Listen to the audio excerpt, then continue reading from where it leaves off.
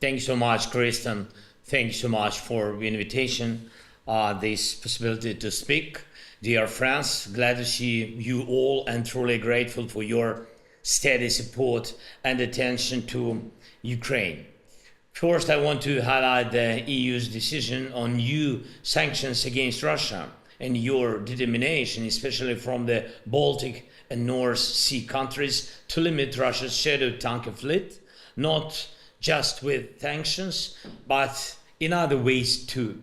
This fleet is one of the biggest threats. Putin uses these tankers to finance his war, and most of these vessels are old, poorly maintained, and operate without any oversight. Just recently, near the Kerch Strait, 2 oil tankers sank. These ships were nearly 50 years old. They shouldn't have been in operation at all, especially in this part of the waters and during this season. Right now, our sea is facing yet another environmental disaster caused by Russia. And there are much larger and more dangerous Russian tankers operating in your seas, and this fleet must be stopped.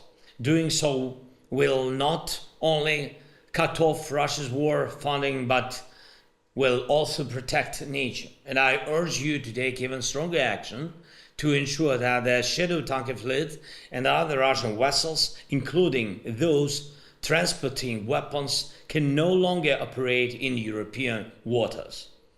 Second, you've probably all received reports about North Korean troops being involved in combat. Right now, Ukrainian soldiers are holding off assaults with North Korean soldiers taking part. Their number could grow, and we all need to be aware of this. This clearly shows that Putin can't cope alone, so he's pulling others into a bigger war. Pyongyang disregards human life just as much as Moscow does, paying Russia with people in exchange for goods and military technologies. And this brings us back again and again to the need to strengthen our defense cooperation in producing all types of weapons that enable stand-off warfare. And we need to protect our people. We must do everything possible to destroy Russia's ability to wage war from as far away as possible.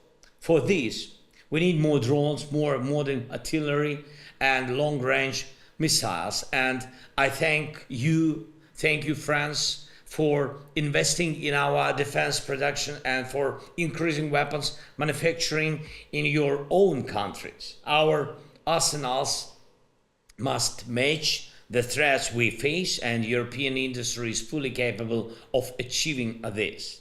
But we need to scale up this cooperation and these investments.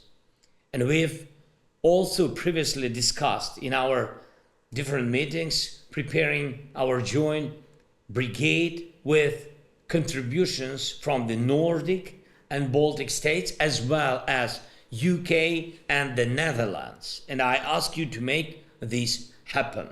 Third, air defense. Last Friday night, the Russians launched a massive missile attack on our energy infrastructure. They waited for the cold weather to strike. There were 94 missiles and nearly 200 attack drones in this strike. Fortunately, we managed to defend ourselves, but we know this is just a pause, and Russia will try to strike again as soon as they are ready, and they always do this. That's why we need a reliable guarantee of protection against air terror. And this means having enough air defense systems. And we need the full implementation of the agreements on air defense delivered, particularly those made at the NATO summit in Washington. We remember that to compensate for the inability to invite Ukraine to join the allies at that stage, a significant number of air defense systems were promised to us. And I ask for your help to deliver on this. And between us, frankly, our partners know that we need 12, 15 more systems besides these to fully protect our country from Russian missile strikes. And it's doable. The main thing is our partners' political will, and I'm specifically addressing United States first of all, United States and Europe, of course, and also to the friends who are now online, and also our friends from Sweden. Sweden, a country that has the capability to quickly provide a full petrol battery by delivering both radar and launch systems, and as for other possibilities, our team is already in touch with your teams.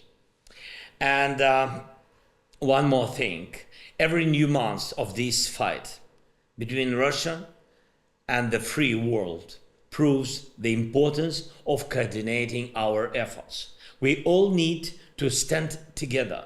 Russia will keep escalating its threats as long as they can afford to. That's why we need more joint work, more coordinated steps and efforts, and we must strengthen all our cooperation formats, including the Joint Expeditionary Force. Ukraine is ready to engage more and join JEF as a member, and we all understand that next year could be the year this war ends, and we must make it happen. And we need to establish peace in a way that Putin can no longer break. A peace that's not just a pause, but a real, lasting peace. And I am confident we can achieve this. The key is not to be afraid of our own joint strength.